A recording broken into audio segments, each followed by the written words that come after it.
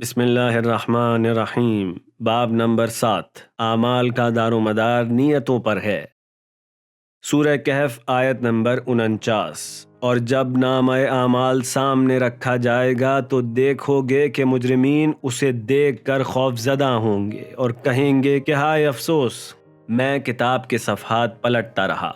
نامہ اعمال کا ہر قیمتی عمل صفحے پر سب سے اوپر جلی حروف میں درج کیا گیا تھا۔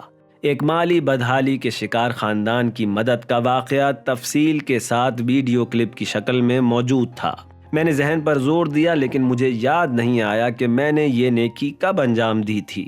میری مالی استطاعت اتنی نہ تھی کہ میں خود لوگوں کی مدد کر سکتا، البتہ میں ان کو جانتا تھا کیونکہ وہ میرے پڑوسی تھے۔ میری خواہش تھی کہ میں ان کی مدد کروں اور اس غرض سے میں نے اپنے 2 رشتہ داروں سے رابطہ بھی کیا جو کہ مالی لحاظ سے کافی مضبوط تھے۔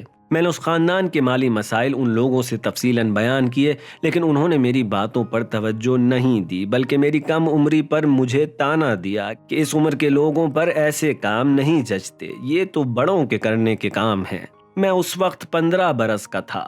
میں نے ان کے رد عمل پر خاموشی اختیار کی، لیکن عجیب بات یہ تھی کہ اس خاندان کی مالی مدد کا کریڈٹ مجھے دے دیا گیا۔ میں نے پھر میز کے دوسری طرف بیٹھے جوان سے رجوع کیا۔ اس نے کہا، اگرچہ تم اپنی کوشش میں کامیاب نہیں ہو سکے لیکن تمہاری نیت خالص تھی، اس لیے اس نیت کا ثواب تمہیں دیا گیا ہے۔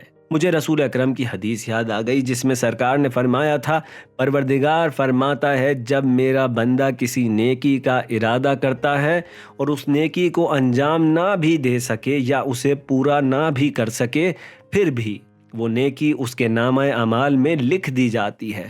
نہج الفصاحہ۔ خالص نیت اور خالص کوشش والے تمام اعمال جن کو میں انجام نہیں دے سکا تھا وہ سب نامہ اعمال میں درج تھے۔ میں نے سوچا خدا کا شکر ہے کہ غلط اعمال کی نیتوں کو اس کتاب میں محفوظ نہیں کیا جاتا۔ خوشی کے ساتھ یہ احساس بھی تھا کہ دوسروں سے میل ملاقات کے دوران میں نے اپنی ناسمجھی غلطیوں اور گناہوں کے سبب کئی نیک اعمال کو ضائع کر دیا تھا۔ جوں جوں میں آگے بڑھتا جا رہا تھا، اعمال نامہ خالی ہوتا جا رہا تھا۔ اب میں بہت پریشان ہو گیا تھا اور میری سمجھ میں نہیں آ رہا تھا کہ میں کیا کروں۔ کاش ایسا ہو سکتا کہ میرے گناہ کسی اور شخص کے نامہ اعمال میں اور اس کی نیکیاں میرے نامہ اعمال میں منتقل ہو جائیں، لیکن آگے بڑھتے ہوئے مزید مشکل صورتحال کا سامنا تھا۔